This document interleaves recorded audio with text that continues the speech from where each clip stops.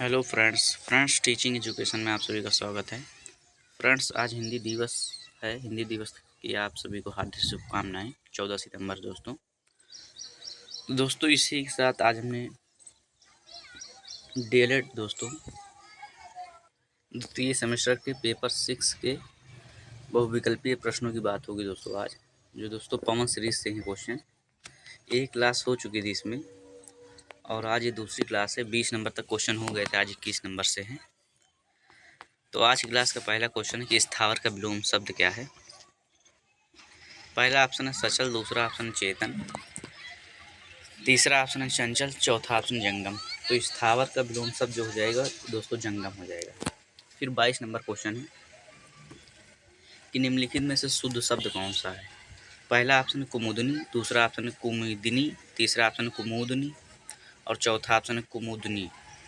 तो इसमें जो सही होगा दोस्तों शुद्ध पूछा गया है, दूसरा होगा बा नंबर कुमुदनी दोस्तों।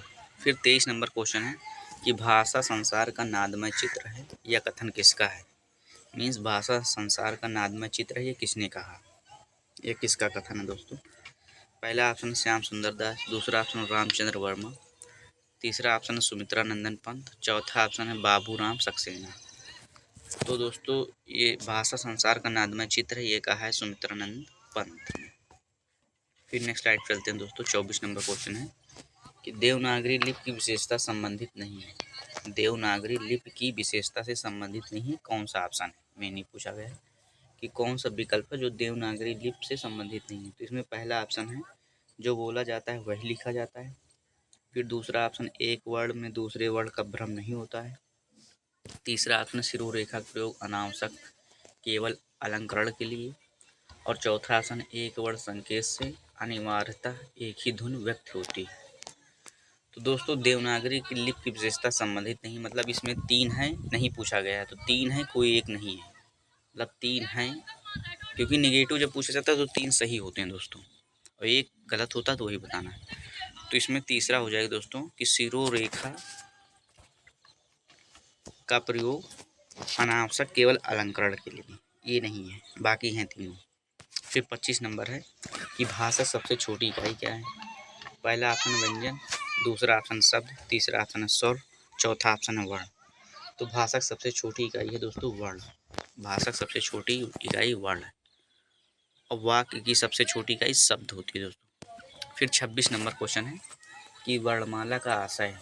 पहला ऑप्शन है शब्द के समूह से, दूसरा ऑप्शन है वर्णों के संकलन से, तीसरा ऑप्शन है वर्णों व्यवस्थित समूह से, चौथा ऑप्शन है शब्द रचना से। तो वर्णमाला का आशय है दोस्तों वर्णों के व्यवस्थित समूह, जैसे पहले छोटा फिर बड़ा, छोटी फिर बड़ी, का खा गा। तो वर्णमाला के मतलब वर्णों व्यवस्थित समूह से वर्णमाला का आशय। फिर नेक्स्ट स्लाइड चलते हैं दोस्तों। 27 नंबर क्वेश्चन है कि हिंदी भाषा में मूलतः वर्णों की संख्या मानी जाती है। हिंदी भाषा में मूलतः वर्णों की संख्या मानी जाती है। पहला ऑप्शन 55, दूसरा ऑप्शन 52, तीसरा ऑप्शन 50, चौथा ऑप्शन 48। तो हिंदी भाषा मूलतः वर्णों की जो संख्या होती है दोस्तों वो होती 52। फिर 28 नंबर क्वेश्चन है कि अयोग वाह है क्या है। अब पहला ऑप्शन है विसर्ग, दूसरा ऑप्शन अल्पप्राण, तीसरा ऑप्शन महाप्राण और जो चौथा ऑप्शन है संयुक्त व्यंजन है। तो अयोग वाह है दोस्तों विसर्ग।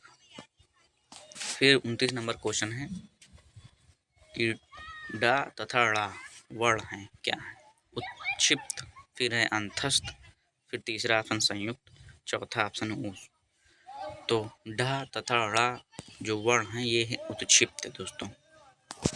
फिर है 30 नंबर क्वेश्चन कि सा का उच्चारण स्थान है। जो ये सलीफा वाला जैसे बोलते हैं आप, जो बोलते हैं दोस्तों हम सलीफा वाला बोलते हैं। 3 सा होते हैं, सरौता, सलीफा, षटकोण वाला। तो इसका जो सलीफा वाला सा है इसका उच्चारण स्थान कौन सा है। स्थान होगा दोस्तों, स्थल नहीं होगा। पहला ओष्ठ मीन्स ओठ, फिर है कंठ, फिर है तालु, फिर है दंत। तो जो इसका सा का उच्चारण स्थान होगा ये होगा तालु दोस्तों। फिर नेक्स्ट स्लाइड चलते हैं दोस्तों। 31 नंबर क्वेश्चन है कि आनंद का विलोम शब्द क्या है। आनंद का पहला ऑप्शन विष, दूसरा ऑप्शन विषाद, तीसरा ऑप्शन अमन, चौथा ऑप्शन है अर्पण। तो आनंद का विलोम हो जाएगा दोस्तों विषाद। आनंद मीन मतलब खुशी होती है, और विषाद का मतलब दोस्तों इसमें हो जाएगा दुख से लिया गया है। आनंद का मतलब जानते हैं दोस्तों खुशी महसूस होना, विषाद का मतलब दुख से है संबंधित। फिर 32 नंबर क्वेश्चन है कि शुद्ध वर्तनी वाला शब्द है। ये बहुत आता है दोस्तों, डीएलएड फर्स्ट सेमेस्टर में मिला था ये वर्ड, और कंपटीशन में भी आता है। श्रृंगार, कवियत्री, ये सब दोस्तों हैं। तो इसमें पहला है श्रृंगार, फिर दूसरा है वही पढ़ा जाएगा दोस्तों, इसमें पढ़ने में हमारी समझ से कोई विशेष अंतर नहीं निकलेगा।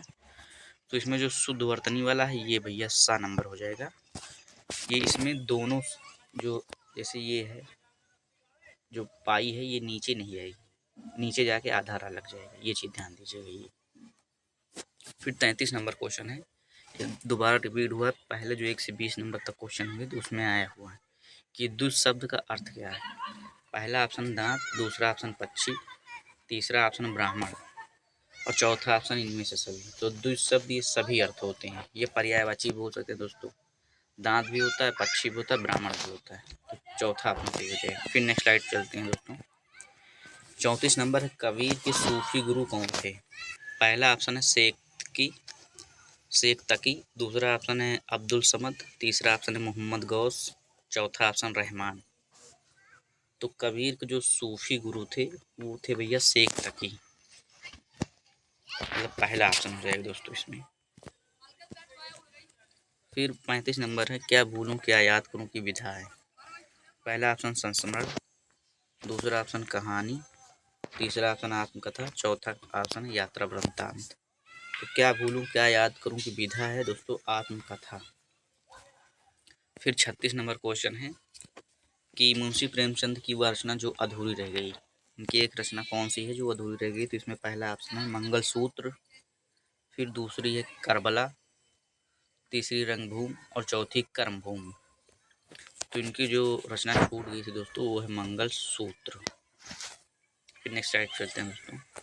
37 नंबर क्वेश्चन है कि घड़ी 7 शब्द है, कौन सा है। पहला ऑप्शन देशज, दूसरा है संकर शब्द, तीसरा है विकारी शब्द और चौथा है रूढ़ शब्द। तो घड़ी 7 शब्द है भैया संकर शब्द। फिर 38 नंबर क्वेश्चन है कि रसाल पर्यायवाची शब्द है किसका, रसाल किसका पर्यायवाची शब्द है। पहला ऑप्शन है कोयल का, दूसरा ऑप्शन पान का, तीसरा ऑप्शन आम का, चौथा ऑप्शन दोस्तों सगा भाई का। तो रसाल जो पर्यायवाची शब्द है आम का है, आम रस से भरा रहता है दोस्तों, ऐसे भी आप समझ सकते हैं, आम में बहुत रस होता है। फिर नेक्स्ट स्लाइड चलते हैं। 39 नंबर क्वेश्चन है कि जिसका जन्म पहले हुआ हो का अर्थ है, मतलब वाक्यांशों के लिए एक शब्द है दोस्तों, इसे बोला जाता है। तो पहला ऑप्शन अनुज, दूसरा ऑप्शन है अग्रज, तीसरा ऑप्शन भ्राता, चौथा ऑप्शन है पितामह। पितामह तो नहीं होगा दोस्तों कि जिसका जन्म पहले हुआ, ये है अग्रज, मीन छोटा भाई होता दोस्तों। फिर 40 नंबर क्वेश्चन है कि आँख का अंधा नाम नयन सुख लोकोक्ति का अर्थ है। पहला ऑप्शन है अप्रत्याशित लाभ होना, दूसरा ऑप्शन है अनायास सम्मान, तीसरा ऑप्शन है आत्म प्रशंसा करना, चौथा ऑप्शन है गुण के विरुद्ध नाम होना। तो आँख का अंधा नाम नयन सुख लोकोक्ति का अर्थ हो जाएगा गुण के विरुद्ध नाम होना। नाम कुछ और है, मतलब अच्छा नाम है, और उसके विपरीत इनके हरकतें हैं वो होता है दोस्तों। इसमें किसी की नाम लेना उचित नहीं, बाई चांस आप लोगों में से किसी का हो। फिर 41 नंबर क्वेश्चन है कि अचरज शब्द का तत्सम रूप है। पहला ऑप्शन है आश्चर्य, दूसरा ऑप्शन भी आश्चर्य है, इसमें दोस्तों केवल मात्र मतलब जो सा वाले में उसी में इन्होंने डिफरेंस किया है। फिर चौथा है आशाचर्य, तो ये तो बिल्कुल गलत है दोस्तों, अचरज शब्द का तत्सम रूप हो जाएगा आश्चर्य। तो दोस्तों उम्मीद करता हूँ आप सभी क्वेश्चन पसंद आए होंगे, समझ में आए होंगे मीन्स, और वीडियो पसंद आई होगी दोस्तों। वीडियो को लाइक और चैनल को सब्सक्राइब कर लीजिएगा। थैंक यू दोस्तों, हम लोग नेक्स्ट क्लास में मिलते हैं। आप सभी अपना ख्याल रखिएगा। Thank you.